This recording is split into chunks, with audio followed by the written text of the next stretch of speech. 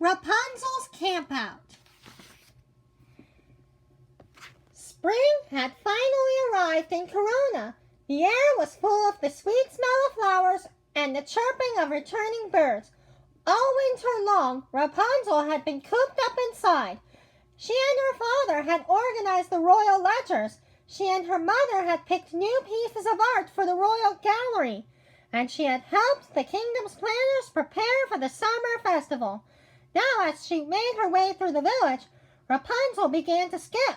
She enjoyed being helpful, but with the weather turning warm, she wanted adventure. She was ready to get outside and do something exciting. I wonder what it will be.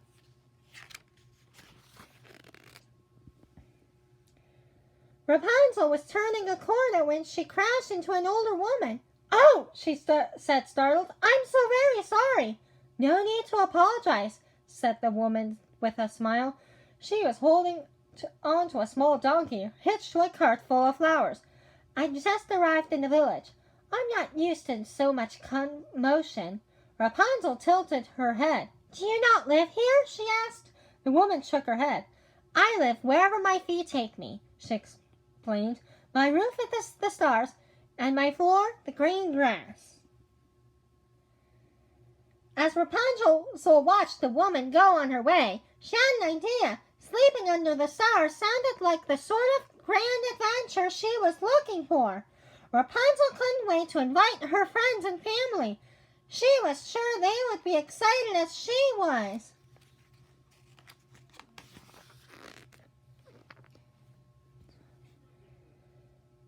There was just one problem. No one could go with her. Rapunzel's parents were busy planning a royal dinner. "Have fun, dear," the queen said as she looked over the invitation. "Be careful of wild animals," the king added, studying the ice sculptures the royal carver had created. And Eugene was busy too. He was just getting ready for a joust. "Sorry, Rapunzel," he said. "I need all the practice I get." Eugene let out a shout as his horse spooked and jumped to the side, nearly tossing him to the ground. Regaining control, he added, "Be on the lookout for bears. I hear they're hungry this time of year." Rapunzel sighed. At least she had her trusty friend Pascal to keep her company. "We'll have a good time, just the two of us, right?" Pascal blinked his big round eyes and flicked his long tongue. Rapunzel took that as a yes. "Come on," she said. "Let's go get some food." Rapunzel and Pascal headed to the royal kitchen to pack a basket of food. Rapunzel thought a bit of cheese, a loaf of bread, and some fruit would be just right. Just as she was reaching for the bread, the chef came in, eager to help the princess. She insisted on packing the basket herself. By the time Rapunzel left the kitchen, she had 2 baskets overflowing with food. She knew she would never eat. Next, Rapunzel went to pack a small bag, but when she got to her room, she found her mother's maid putting away the laundry. Before she knew it, Rapunzel had 2 small bags and a trunk full of dresses. "But I'm just going out for one night," she protested as the maid closed the trunk. "I won't eat any of these things." The maid just shook her head and ordered the valet to take everything downstairs.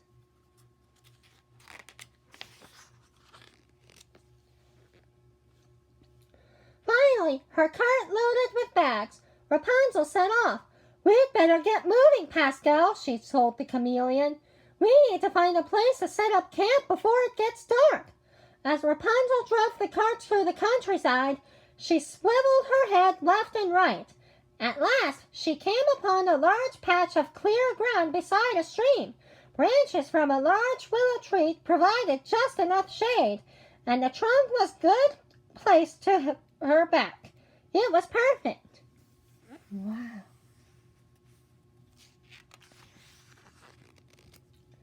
Rapunzel wasted no time. She unhooked the horse from the wagon and then set about collecting firewood. In no time, she had a pile of branches. Rapunzel stacked the branches in a circle. Then, rubbing 2 pieces of wood together, she got a small fire going. It was just big enough to cook some food and keep her warm. Rapunzel looked at the baskets of food the chef had prepared. Then she reached into her bag, pulled out a net, and marched into the stream.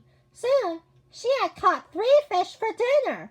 Rapunzel smiled. She was sure making dinner herself would be more satisfying than eating what the chef had sent her.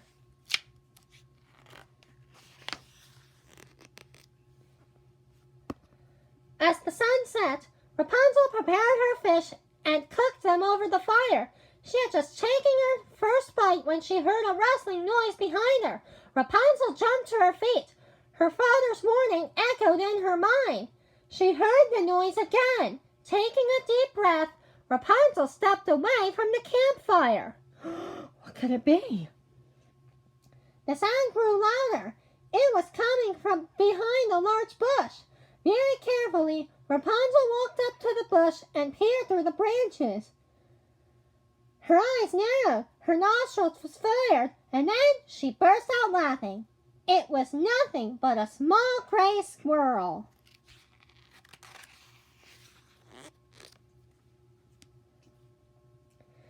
Now don't I feel silly, Rapunzel said to Pascal. Pascal nodded. Then he blinked 3 times. I know, Rapunzel answered. It was just a squirrel, but it could have been a bear.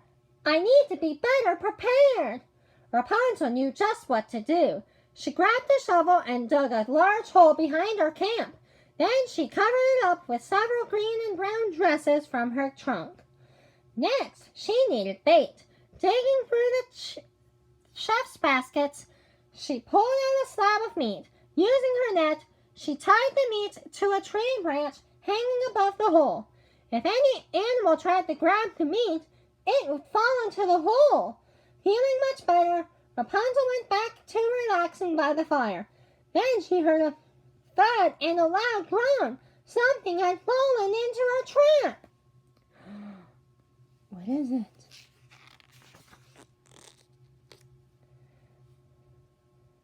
Running over, Rapunzel prepared herself to find a bear, but to her surprise, she had found Eugene. He had lay at the bottom of the hole, covered in dirt. Eugene, what are you doing here? Rapunzel asked.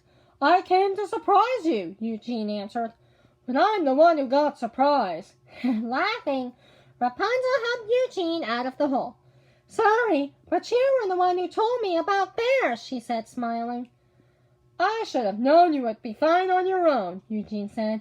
Rapunzel nodded. I am, she agreed, but I'm glad you're here. A camping trip is always more fun when you have stories to share, and after today, I have plenty of those.